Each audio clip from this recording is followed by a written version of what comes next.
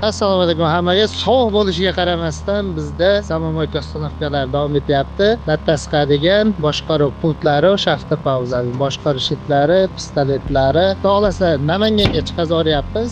Akamizga bir dona kompleks uстановка qilib beryapmiz. Kimyalarni qo'shib chiqazoryapmiz. Bilasizlar, bizda o'sha Turetskiy motor 5,5 kW iteratsiya pompa bo'ladi. Kimyalari, konsollari, pidesosam olyapti birdaniga. Uстановка chiqib ketyapti. Xohlasa biz kuzatishda davom eting. Uстановка jarayonlarini ham videoga olib tashlashga harakat qilamiz.